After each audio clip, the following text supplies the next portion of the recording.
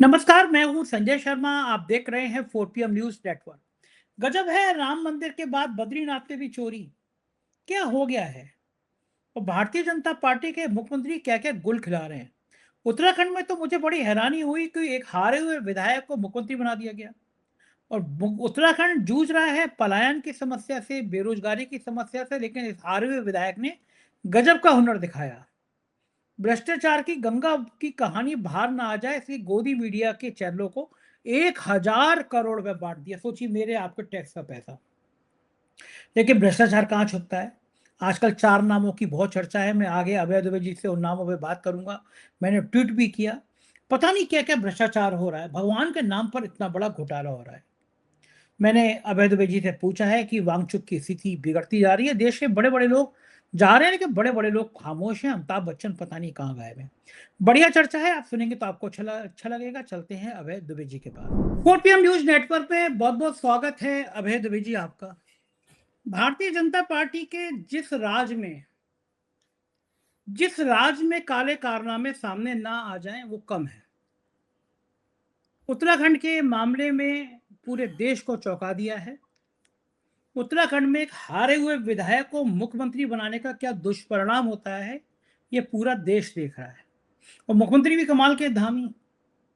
Media बोले ना तो 1,000 करोड़ रुपया मीडिया को बांट दिया कि उत्तराखंड के भ्रष्टाचार की खबरें नहीं दिखानी है। जो पत्रकार वहां बोल रहे हैं उनको पुलिस नोटिस दे देती है, कार्रवाई कर देती है। अंकिता भंडारी हत्याकांड को किस तरह दबाया गया सबने देखा। मुझे देहरादून से एक फोन आया। उन्होंने 4 नाम बताए मुझे: राजीव अग्रवाल, विकास ज्ञानी, दिनेश यादव और विक्रम अहलूवालिया।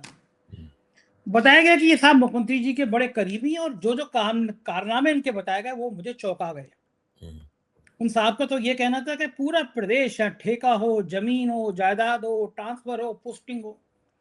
भ्रष्टाचार की जो जो नई नई कहानियां उत्तराखंड में सामने आ रही है उसमें लोगों का हाथ है। हालांकि मैं इसकी पुष्टि बिल्कुल नहीं करता, क्योंकि एक आदमी ने मुझे बताया। मैंने ट्वीट करके धामी जी की सरकार से पूछा, ये कौन लोग हैं 4?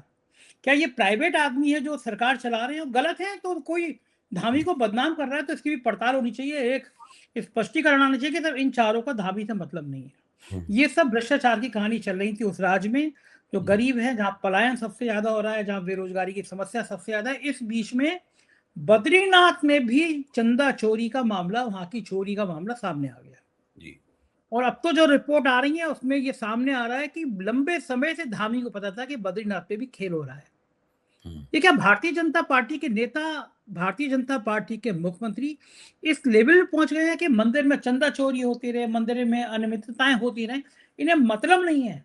उत्तराखंड में जो भ्रष्टाचार की नई नई कहानियां आ रही हैं, अभय जी, ये क्या संकेत देती है? इतना सुंदर राज और अब भ्रष्टाचार की गोद में जाके बैठ गया है। देखिए, उत्तराखंड भारतीय जनता पार्टी की राज्य सरकारों के भ्रष्टाचार के मामले में कोई नया अनोखा नहीं है। भारतीय जनता पार्टी की एक के बाद एक अब राज्य सरकारों को देखते जाइए, भ्रष्टाचार की कहानियाँ आपके सामने आती रहेंगी। मध्य प्रदेश के मुख्यमंत्री मोहन यादव, वो खुद ही भ्रष्टाचार में फँसे हुए हैं। इंडियन एक्सप्रेस उनके भ्रष्टाचार की पोल खोल चुका है और इसके ऊपर सारे देश के अंदर विवाद हो चुका है और भारतीय जनता पार्टी की जितनी भी सफाइयाँ हैं उस सवाल को लेकर पहली नज़र में ही खोखली नज़र आती हैं। भ्रष्ट का कर्नाटक में एक सरकार भारतीय जनता पार्टी केवल भ्रष्टाचार के आरोप में हारी है। देखिए, बहुत कम देश में चुनाव ऐसे हैं, देश में कितना भ्रष्टाचार होता है, लेकिन ये एक दुर्भाग्य की बात है कि भ्रष्टाचार के मुद्दे पे चुनाव नहीं होते। कर्नाटक एक ऐसा प्रांत था, जिसमें भ्रष्टाचार के मुद्दे पे चुनाव हुए और 40% सरकारा का आरोप लगा उनके ऊपर और भारतीय जनता पार्टी चुनाव हार गई। हिमाचल प्रदेश में, जहाँ आजकल कांग्रेस की सरकार है, बहुत अच्छी सरकार कांग्रेस नहीं चला रही, लेकिन भाजपा हारी क्यों थी? भ्रष्टाचार और अक्षमता के कारण हारी थी। आप उत्तराखंड का जिक्र कर रहे हैं, उत्तराखंड का आप पहले भी जिक्र करते रहे हैं और उत्तराखंड की भ्रष्टाचार की कहानियां सब लोगों को पता है। उत्तराखंड बुरी तरीके से एक भ्रष्ट राज्य है। जहां तक बद्रीनाथ में चढ़ावा चोरी का सवाल है, मैं आमतौर पर उत्तराखंड में होने वाले भ्रष्टाचार या मध्य प्रदेश में होने वाले भ्रष्टाचार या कर्नाटक में होने वाले भ्रष्टाचार या उत्तर प्रदेश में होने वाले भ्रष्टाचार से थोड़ा सा उसको अलग करके देखूंगा। जो मंदिरों का सवाल है वो संजय जी खास तरह का सवाल है। इसको भाजपा में दिन रात जो भ्रष्टाचार होता है उसको जोड़ के हम लोगों को उसका अध्ययन नहीं करना चाहिए। है क्या कि राष्ट्रीय स्वयंसेवक संघ का एक प्रोजेक्ट है और वो प्रोजेक्ट ये है कि सारे देश के जितने भी मंदिरों के प्रबंधन हैं, उन प्रबंधनों पर कब्जा किया जाए।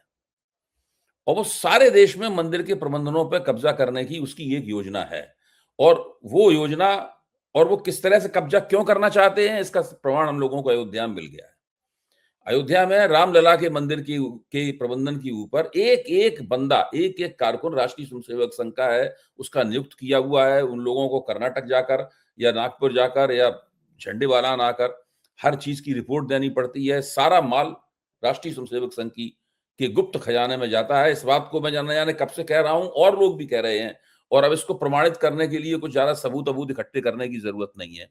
साफ तौर पर दिखाई पड़ता है, जितने भी परिस्थितिजन्य साक्ष्य हैं सब।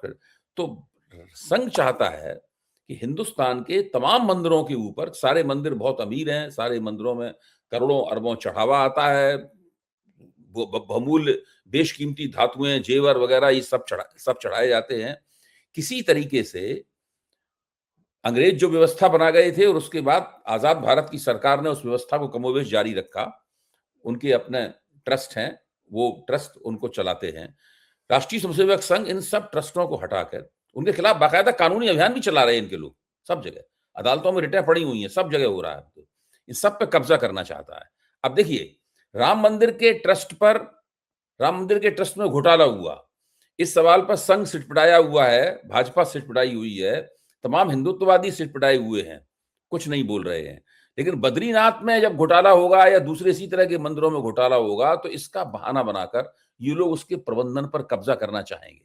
हम लोगों को इनके ऊपर निगाह रखनी चाहिए कि ये उसके प्रबंधन पर कब्जा करना चाहते हैं या नहीं करना चाहते हैं, और किस तरीके से ये पानी में मछली पकड़ने के लिए कांटा लगी हुई, चारा लगी हुई अपनी बंसी डाले हुए हैं। ये जो कारनामा हो रहा है पूरे देश में, देखिए जैसे ही इस देश के सारे मंदिरों का प्रबंधन इनके हाथ में आया, वैसे ही राष्ट्रीय स्वयंसेवक संघ, कोई हिंदू भारत में कौन सा ऐसा अरबपति होगा जो संघ का मुकाबला कर पाए? कोई होगा ही नहीं अरबपति इतना संघ का मुकाबला कर पाए। आप उद्योग धंधा करके इतने नहीं पैसे कमा सकते जितना कुल मिलाकर मंदिरों में श्रद्धालु लोग जो है बड़े पैमाने पर चढ़ाते हैं और उसका पैसा कमाते हैं। जैसा कि इनका हथकंडा होता है, हर जगह ये नकदी चढ़ावे में आए, यही सुनिश्चित करते हैं। बाकी चीजें चढ़ावे में आने पर रोक लगा दी जाती है और फिर जमकर जो है माल लूटा जाता है। सोमनाथ मंदिर का माल कहां जा रहा, इसकी जांच की जानी चाहिए। रामलला के मंदिर का माल कहां गया, ये सुनिश्चित किया जाना चाहिए, इसकी जांच की जानी चाहिए। और जहां जहां इनके पास मंदिरों के प्रबंधन आएंगे, वहां वहां इसी तरीके से होगा। मतलब मेरा टेक इसके ऊपर थोड़ा सा हटके है, क्योंकि ये मामला जो है इनका हिंदुत्ववादी प्रोजेक्ट एक अलग तरह का प्रोजेक्ट है। इसलिए दो बातें करना चाहते हैं। एक तो ये पूजा अर्चना का जो पारंपरिक तरीका है उसको बदल देना चाहते हैं, सबका नकदीकरण कर देना चाहते हैं, श्रद्धा को रोकड़े में बदल देना चाहते हैं। ये श्रद्धा बराबर रोकड़ा, ये इनका बुनियादी फार्मूला है, ताकि सारे देश के हिंदू श्रद्धालुओं की जेब का, मेहनत का पैसा बिना बैंक में जाए, बिना उद्योग धंधों में लगे हुए मंदिरों के जरिए राष्ट्रीय स्वयंसेवक संघ के खजाने में जाता रहे। ये एक बड़ा जबरदस्त किस्म का इन लोगों ने हथकंडा निकाला है। अभी तक लोग इस हथकंडे को समझ नहीं पाए हैं। मैं ये कह रहा हूं कि यही हथकंडा है, इसके ऊपर ध्यान रखिए। आगे हम लोगों को इन्हीं प्रश्नों पर बहस करनी पड़ेगी।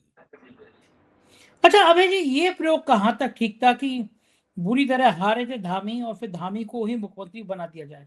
और धामी के जब भ्रष्टाचार की इतनी कहानियां सामने आ रही हैं, बीजेपी के अंदर असंतोष बढ़ता जा रहा है, कांग्रेस के प्रदेश अध्यक्ष ने जो गंभीर आरोप लगाए वो हैरान करने वाले हैं, बुरा हाल है प्रदेश का, तब भी धामी पे कार्रवाई क्यों नहीं कर रहा है केंद्रीय मंत्रिमंडल? और क्या उचित था हारे हुए विधायक को मंत्री बनाना, मुख्यमंत्री बनाना? नहीं, वो विधायक हारा हो, जो जीता हो, उससे उनके ऊपर कोई असर नहीं पड़ता। मोदी जी जानते हैं, मोदी जी की पहली शर्त ये होती है कि जिस व्यक्ति को मुख्यमंत्री बनाए वो पूरी तरीके से उनके अंगूठे के नीचे रहे। अगर हारे हुए व्यक्ति को मुख्यमंत्री बनाया जाए तो ये चीज ज्यादा आसानी के साथ संपन्न हो सकती है। अगर मान लीजिए कोई बहुत लोकप्रिय नेता है जिसका बड़ा रुतबा चलता है, वो खुद भी जीतता है, दूसरों को भी जिताता है, अगर ऐसा है तब फिर उसमें संकट होगा। कौन कितना भ्रष्ट है, ज्यादा भ्रष्ट है तो भी उनके अंगूठे के नीचे रहेगा। भाजपा के तमाम मुख्यमंत्रियों का इतिहास जो है वो भ्रष्टाचार का इतिहास है, चाहे वो भाजपा के बाहर से आए हुए हों, चाहे भाजपा के अंदर से आए हुए हों। मोहन भागवत भाजपा के अंदर से आए हुए हैं, पुष्कर सिंह धामी भाजपा के अंदर से आए हुए हैं, असम के मुख्यमंत्री बाहर से आए हुए हैं, त्रिपुरा के मुख्यमंत्री बाहर से आए हुए हैं। ये तमाम मुख्यमंत्री आपको सारे के सारे लोग बाहर से आए हुए मिलेंगे तो। और बंगाल के मुख्यमंत्री सब तो पैसा लेते हुए पकड़े गए हैं भाई। बंगाल के मुख्यमंत्री तो कैमरे के ऊपर पैसा लेते हुए पकड़े गए हैं, लेकिन फिर भी अब ऐसे लोगों को जब आप बनाएंगे तभी तो वो आपके कब्जे में रहेंगे। बंगाल के मुख्यमंत्री, आपको पता नहीं, बंगाल के ये जो मुख्यमंत्री हैं, खुद नरेंद्र मोदी ने अच्छा, अपने भाषण में नरेंद्र मोदी ने अपने भाषण में एक्टिंग करके बताया था कि किस तरीके से ये पैसा जेब में रख रहे थे, और उसका वो अब चुनाव मुहिम के दौरान वो क्लिप मैंने भी देखा है और आपने भी देखा, मैं केवल याद दिला रहा हूं आपको। जो व्यक्ति कैमरे पे पैसा लेते हुए पकड़ा गया, तब ये ममता बनर्जी के साथ थे, उस व्यक्ति को इन्होंने गा बजाकर मुख्यमंत्री बनाया। आप देखिए, जो इनका कहना है ना कि भ्रष्टाचार के प्रति हम जीरो टॉलरेंस की नीति रखते हैं, भ्रष्टाचार विरोध के प्रति जीरो टॉलरेंस है इनका। जो करप्ट जो भ्रष्टाचार आप सामने देख रही हेमंत विश्व शर्मा के खिलाफ खुद भारतीय जनता पार्टी ने भ्रष्टाचार की चार्जशीट निकाली थी। अब आप और क्या कहा जाए बताइए। फिर तो ठीक है, अगर उत्तराखंड के मुख्यमंत्री दाएं बाएं कुछ उनके चेले चपाटे करते हैं, ये तो क्वालिटी है। देखिए, बीजेपी का मुख्यमंत्री अगर भ्रष्टाचार करे, भ्रष्टाचार के जरिए पैसा जमा करे, मुझे तो नहीं लगता वो पैसा सिर्फ उसकी जेब में जाता है, मुझे नहीं लगता। देखिए, कुशल भ्रष्टाचारी लोग जो होते हैं, जो नियोजित रूप से संस्थागत रूप से भ्रष्टाचार करते हैं, उनकी एक विशेषता होती है, वो पैसे को बांटते भी हैं, केवल अकेली अपनी जेब में नहीं रखते पैसे को। वो हर तरीके से जो लोग उनके भ्रष्टाचार पर रोक लगा सकते हैं, जैसे आपने खुद ही बताया कि उन्होंने अखबार वाले न बोले इसलिए उनके बीच में करोड़ों रुपए उन्होंने बांट दिए। तो वो तो ये सब वो तो होता ही है। वो तो अब ये बहुत बड़ा हिस्सा जो है पार्टी फंड में पार्टी देते होंगे, आला कमान के पास बहुत बड़ा हिस्सा जाता होगा, उसका एक बड़ा हिस्सा जो है वो राष्ट्रीय स्वयंसेवक संघ के खाते में जाता होगा। सब लोगों का गला तर है, सब लोग मस्ती में है, माल बरस रहा है राज्यों से, केंद्र सरकार से माल बरस रहा है, मंदिरों से माल बरस रहा है, जो उनके हाथ में है उसको लगातार खींच रहे हैं, बिल्कुल, लेकिन माल बरस रहा है चारों तरफ से। जलवा है पैसे कमाने का तरीका। और मुख्यमंत्रियों की बात चली है तो लखनऊ में एक चैनल का आज तक का एक चौपाल चर्चा थी, वहां पे भारतीय जनता पार्टी के प्रदेश अध्यक्ष ने तो बिल्कुल योगी आदित्यनाथ के नीचे से जमीन खिसका दी। या मैं कहूँ कि अमित शाह जी का संदेशा सुना दिया। अभी कल ही अमित शाह ने तलब किया था योगी आदित्यनाथ को, और रात संदेशा सुना दिया गया। उन्होंने कहा अभी कोई तय नहीं है कि अगला मुख्यमंत्री कौन होगा, पार्टी में हम लोग जीतेंगे, बैठेंगे, विमर्श करेंगे, तब तय होगा अगला मुख्यमंत्री कौन होगा। ये एक तरह का चैनल पे लाइव ऐलान था, और चैनल भी इस बात को बढ़ा रहा है। शायद योगी आदित्यनाथ ने माल नहीं दिया होगा आज तक में इस बार, क्योंकि मैंने कहा था मुहिम चलाओ भाई, सरकार कितना माल देती है। तो शिखर सम्मेलन में ये हुआ, उसका ट्वीट कर रहे हैं आज तक के एंकर कि क्या योगी की कुर्सी पक्की नहीं है अभी। तो यानी कि अगर आज तक के चैनल के लोग ट्वीट कर रहे हैं, इतनी हिम्मत की बात है। आप इस बात को समझिए, और मुझे भी समझने की जरूरत है, केवल आपको ही समझने की जरूरत नहीं है, कि जब चुनाव का माहौल शुरू होता है उससे ठीक पहले का समय कुछ और होता है, और चुनाव का माहौल शुरू होने के बाद का समय कुछ और होता है। आप इन दोनों समय, चुनाव से पहले का रेट कुछ और है, और चुनाव का माहौल शुरू हो गया उसके बाद का रेट कुछ और है। जैसे जैसे चुनाव नजदीक आता जाएगा रेट और बढ़ता जाएगा। रेट किस चीज का है बताने की जरूरत है, मीडिया का। हाँ, सवाल ये है कि मीडिया आपके गुण कैसे गाएगा और आपकी कमियों को कैसे ढांकेगा। इसकी जो फीस है वो फीस चुनावी वर्ष में कुछ और होती है, जब चुनाव के 7-8-10 महीने रह जाते हैं तब कुछ और होती है, और उससे पहले कुछ और होती है। पहली बात तो ये है। दूसरी बात, एक तो इस बात को हम लोगों को देखना पड़ेगा कि वो रेट कौन सा अब बदला है, पता नहीं उस रेट का पालन किया गया कि नहीं किया गया। एक तो बात ये है। दूसरी महत्वपूर्ण बात यह है कि पंकज चौधरी ने जो कहा है वो किसी भी तरह से सच्चाई से परे नहीं है। देखिए, योगी आदित्यनाथ के नेतृत्व में चुनाव होंगे, अब इसको जब कहा जाता है नेतृत्व में चुनाव होंगे तो क्या मतलब होता है? क्या नेतृत्व का मतलब ये होता है कि सारे टिकट उनके कहने पे दिए जाएंगे? क्या नेतृत्व का मतलब होता है कि उनको प्रधान मुख्यमंत्री पद के चेहरे के तौर पर फिर से प्रोजेक्ट किया जाएगा? भाई, नेतृत्व शब्द एक तकनीकी शब्द है, इसके कई मायने हो सकते हैं। अगर कोई व्यक्ति मुख्यमंत्री बना हुआ है और उसको मुख्यमंत्री पद से बिना हटाए हुए चुनाव हो रहे हैं, तो ये शब्द बहुत ही कई अर्थों वाला शब्द बन जाता है। योगी आदित्यनाथ मुख्यमंत्री रहेंगे, अभी तक ऐसे कोई संकेत नहीं आए हैं कि उनको चुनाव से पहले हटाया जाएगा। अभी तो गए थे ना, अमित शाह से मिलके आए हैं और उसमें बहुत तरह की कयासबाजी हुई है। अब आप सोचिए, वो नेतृत्व में उनके वो मुख्यमंत्री पद पे बैठे रहेंगे, फिर चुनाव होगा तो कौन नहीं कहेगा कि भाई इनके नेतृत्व में चुनाव हो रहा है। इसका ये मतलब मत निकालिए कि अमित शाह उनसे पूछेंगे भाई इस कॉन्स्टिट्यूएंसी में किसको टिकट दे दें, इस कॉन्स्टिट्यूएंसी में किसको टिकट दे दें। ऐसा नहीं होता है। वो मुख्यमंत्री कुर्सी बैठे रहेंगे। हो सकता है कि कुछ टिकट उनके कहने पे दिए जाएं। लोकसभा में तो एक भी टिकट नहीं दिया गया था उनके कहने पे, तभी तो मुख्यमंत्री थे वो उत्तर प्रदेश के। तो कहने के उन्होंने हरवा दिया फिर, इसीलिए मेरे कहने का मतलब ये है कि अब तो वो हरवाना अफोर्ड नहीं कर सकते। अब तो चुनाव जीतने के लिए सारे काम करने पड़ेंगे उन्हें। तब उन्होंने ब्यूरोक्रेसी को आदेश दिया था कि भाई आप निष्पक्ष रहिए, हैं, आप अपना अपना जो काम जिम्मेदारी है उतनी पूरी कीजिए, बाकी और कुछ करने की जरूरत नहीं है। ये एक कोडेड ऑर्डर था, ये कोडेड ऑर्डर था। इसका ब्यूरोक्रेसी ने सही मतलब निकाला और भारतीय जनता पार्टी की खुद जांच समिति जो बनी उसने कहा कि सरकार ने हमारी कोई मदद नहीं की, प्रशासन ने हमारी कोई मदद नहीं की। अब तो योगी आदित्यनाथ पूरी कोशिश कहेंगे कि भाई प्रशासन हमारी खूब जम के मदद करे, खुल के मदद करे और पूरे चुनाव का पलड़ा हमारे पक्ष में झुका दे, क्योंकि अब तो मुख्यमंत्री बनना उनकी राजनीतिक जीवन के लिए बहुत आवश्यक है। अगर वो मुख्यमंत्री नहीं रहे तो उनकी तमाम महत्वाकांक्षाएं खत्म, खेल खत्म, पैसा हजम। वो फिर गोरखपीठ के महंत बन के लौट जाएंगे। ज्यादा से ज्यादा उनकी हैसियत किसी एमएलए या एमपी की हैसियत रह जाएगी। तो अभी स्थिति यह है कि उनको मुख्यमंत्री के तौर पर कुर्सी पर बैठाए रखा जाएगा, लेकिन चुनाव होंगे अमित शाह जी के पूरे नेतृत्व और प्रबंधन के अंदर। उन दोनों के बीच में किस तरह का समझौता होगा, आला कमान और योगी के बीच में, इसमें बहुत सारे किंतु परंतु हैं। योगी जी जिस तरह का समझौता चाहते हैं उस तरह का तो नहीं होगा। उसमें चलेगी आला कमान की पूरी तरीके से। योगी जी को इस तरह का खेल खेलना है इसमें वो दोनों पालों में खेलते हुए नजर आए। एक बताइए, वो खिलाड़ी के लिए खेल कितना मुश्किल होता है। उसे इस पाले में भी खेलना है और इस पाले में भी खेलना है और एक ही साथ खेलना है, और दोनों पालों की टीमों को ये महसूस होना चाहिए कि उन्हीं का प्लेयर है। लेकिन योगी जी को ये जटिल काम करना है जो उन्होंने राम मंदिर घोटाले में किया।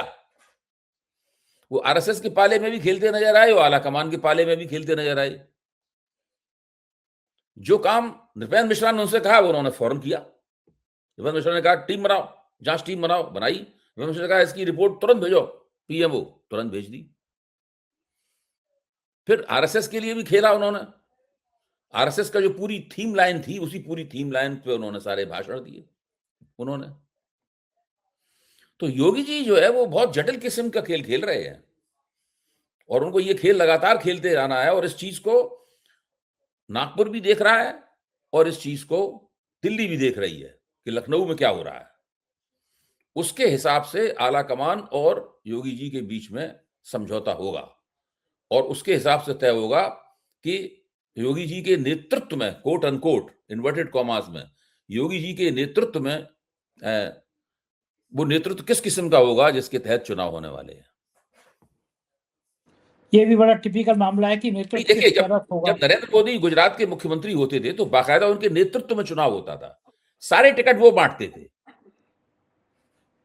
वो तय करते थे कौन चुनाव लड़ेगा कौन नहीं लड़ेगा, किसको हेलीकॉप्टर दिया जाएगा, कोई पैदल जाएगा, कौन साइकिल पे जाएगा, कौन कार पे बैठ के जाएगा। वो सब वो खुद ही तय करते थे पूरा का पूरा। यहाँ योगी जी की ये हैसियत नहीं है, योगी जी की ये हैसियत नहीं है। तो अच्छा, अब क्या लग रहा है आपको, चंदा चोरी मामला खत्म हो गया या बचा है अभी चंदा चोरी? ये मामला तो कभी खत्म नहीं होगा। भले ही बीजेपी अपनी तरफ से कहे कि मामला खत्म हो गया, ये मामला कभी खत्म नहीं होगा। ये मामला, ये चढ़ावा चोरी, चंदा चोरी नहीं, इसको चढ़ावा चोरी कहता हूं क्योंकि चंदा है भी नहीं है। जो चढ़ावा चोरी है, ये मामला लगातार चलता रहेगा और ये लगातार बीजेपी के मतदाताओं के दिमाग में भी चल रहा है मामला, वहां कैसे खत्म करोगे आप? ठीक बात है, मीडिया ये दिखाना आसान बंद कर देगा, मीडिया दिखाना बंद कर देगा तो वोटर इस पर सोचना बंद कर देगा क्या? सही बात है, सोचेगा तो है ही है, वो कहेगा तो है ही है। बिल्कुल, बिल्कुल। देखिए, उधर एक मेट्रो बहुत से पत्रकार गाँव-वाँव में जा रहे हैं, वो लोगों से पूछताछ करते हैं, तो वो कहते हैं कि अगर आप थोड़ी देर तक चढ़ावा चोरी के बारे में बात ना करें, तो लोग खुद ही करने लगते हैं आप सब उसके बारे में बात। हाँ, सही बात है, जो ऐसी भावनाओं से जुड़ा हुआ है ना। नहीं, कैसे उधर भाई? एक और हुँ, उधर जी। एक और बड़ी घटना हो रही है, जो देश को हिला रही है। सोनम वांगचुक की हालत बिगड़ती जा रही है, लेकिन वो नौजवानों के पक्ष में हैं और कई सारे अब तो देश के अलग-अलग लोगों ने वहाँ पे जाके अपना समर्थन दिया है। फ़िल्म इंडस्ट्री के भी बहुत लोग पहुँचे, प्रकाश झा जी, हाँ, प्रकाश झा, हुँ, सौरभ भास्कर। सदी के महानायक अमिताभ बच्चन गायब हैं। मैंने ट्वीट भी किया कि भई देश ने आपको कितना सम्मान दिया, कितना पूजा की। नौजवानों का मामला देश भर के नौजवानों का मामला है। आप वहाँ जा नहीं सकते तो कम से कम एक ट्वीट ही कर दो कि साहब हम नौजवानों के साथ हैं।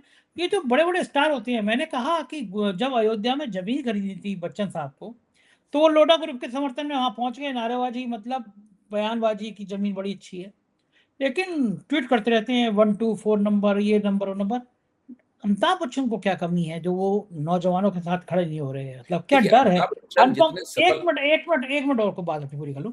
उधर अनुपम खेर, वहाँ जाके कह रहे हैं कि मैंने कितना महान कार्य किया है, मैं राम मंदिर पे पिक्चर बना रहा हूँ, उनको ये नहीं पता राम कौन से युग में पैदा हुए थे, गलत बता दिया।